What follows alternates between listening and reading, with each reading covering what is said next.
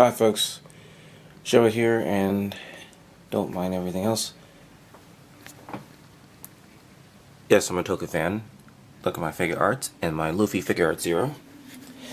Anyway, I'm going to talk to you about my game collection. Now, it's not as big as what you would normally see or what you would normally expect.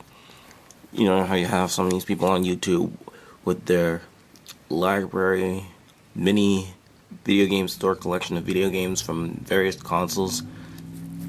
So yeah, I'm going to show you my physical video game collection thus far. I will not be including the downloads that I gotten off of PlayStation Network or Nintendo eShop.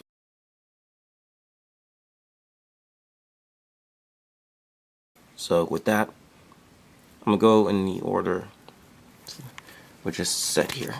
So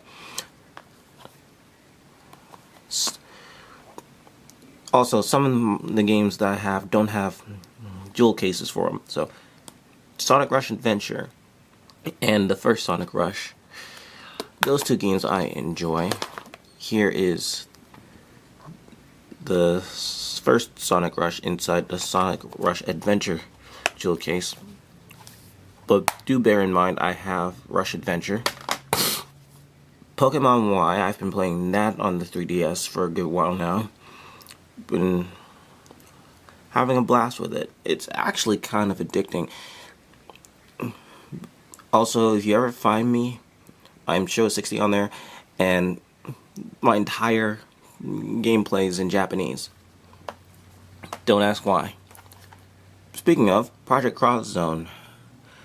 I'm surprised this game made it to North America. I'm very pleased with it. It's tough. It's a tough strategy game, but it's really fun. What we lacked with Namco Cross Capcom, this game more than made up for. It's even got Batsu in there. Now for the PlayStation Vita section. Oboro Muramasa, or Muramasa Rebirth. This is like the PlayStation Vita port of the Nintendo Wii game. Of the same name, minus the Rebirth part, or the Oboro part. It's very fun, it's very addicting. It's published by Access Games, the same people who published Blaze Blue outside of Japan. I love the fighting system. I love the micromanagement where you get to create forged swords and such. It's a very cool game to play. I love it. Ninja Gaiden Sigma Plus. I think this game is absolute shit on the PlayStation Vita, but it's fairly nice. I have Ninja Gaiden Sigma 2 for PlayStation 3, but I'll get to that later. Another game I forgot to mention was Kingdom Hearts Dream Drop Distance, which is also a physical copy that I got at GameStop, but never got a cover for it. So, yeah. Sonic Generations. I like this game, but I've been hearing about the PC version of this game being 10 times better and the controls being far more responsive. But it doesn't diminish the fact that Sonic Generations is a cool game. I got to play as two Sonics, one from 91 and the other from 98. Yes, 98, because Sonic Adventure started in 98, but were released in North America in 1999, but we're not going to get too technical with that. Soul Calibur 5. Now, I haven't been playing this. Now, this game has been on the back burner for a while. But when I do play it, I always go to the character customization and create my own characters. I've created quite a few in this game. But Nightmare is so freaking hard in the story mode. Like, what the crap? End of Eternity, otherwise known in North America as Resonance of Fate, one of Sega's RPGs. It was created by Tri-Ace, the same people who do Star Ocean. It's challenging, but it's also a fun game. It keeps me going. Metal Gear Rising: Revengeance, which was developed by Platinum Games, set in the Metal Gear universe. It's a spin-off of the Metal Gear Solid series. You play as Raiden from Metal Gear Solid 2: Sons of Liberty, who's gotten a huge overhaul. Devil May Cry HD collection. Here you get to play all 3 Devil May Cry games except the 4. Right now I've been playing Devil May Cry 3 in this collection, and brings back some fond memories, I'll tell you that much. No More Heroes Paradise. Now, I played the Wii version of the second No More Heroes, and I kind of favored that over the first game.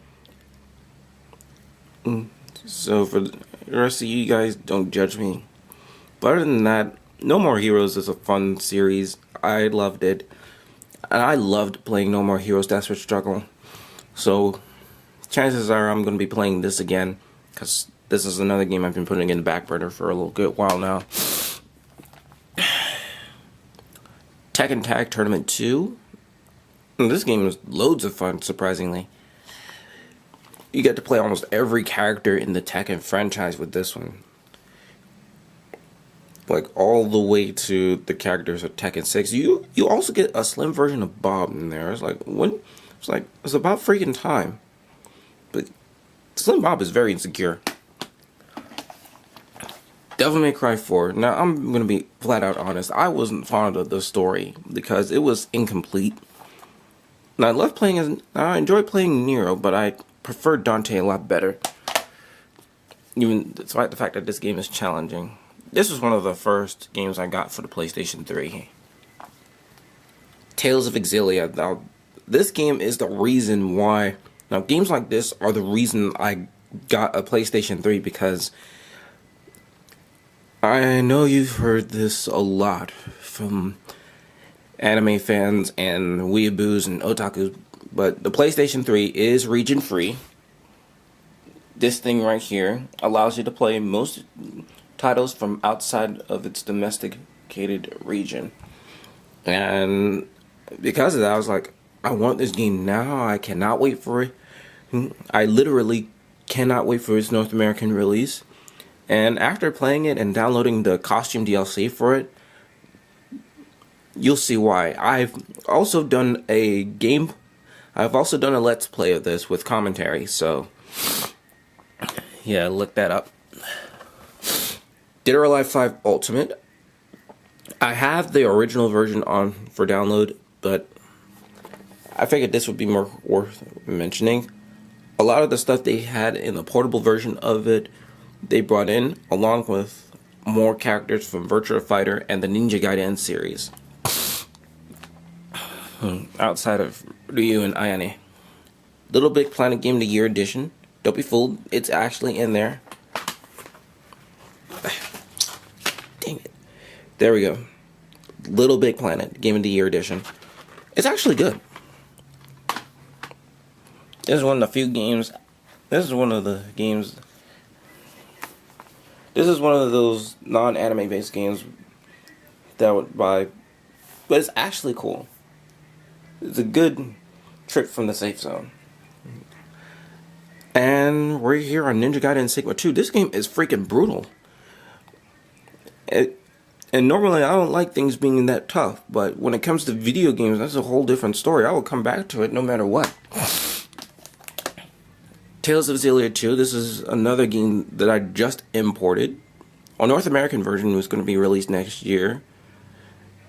But I decided, why not this? Because we all know that North American versions of Tales games do not do anime DLC, which sucks. And by that I mean anime DLC, as in Code Geass or Star Driver.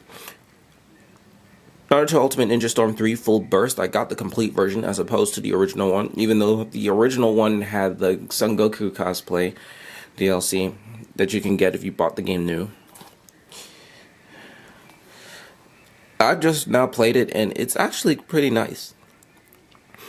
Not much has changed since Ultimate Ninja Storm 2, except for the fact that Lars is no longer here, which I kind of hate.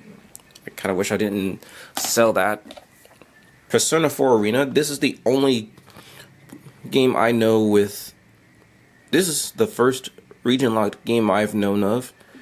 Metal Gear Rising. That also, the Japanese version of that is region locked. But anyway, Persona 4 Arena. This got me into the Persona series. I can't wait for the sequel to come out.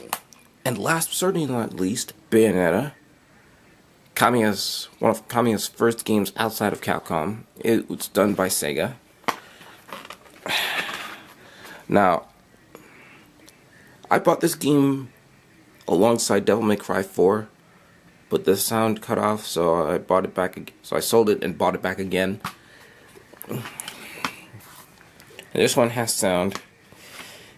This game is hard, and this is not a game whose story you can comprehend right off the bat. But it's very addicting, and it encourages you to play again and again and again. Replay value out the butt. So, yeah, that's my physical disc / cartridge game collection. There's more, but I don't feel like talking about that. But I'm sure you'll see it. So, with that said, catch you later.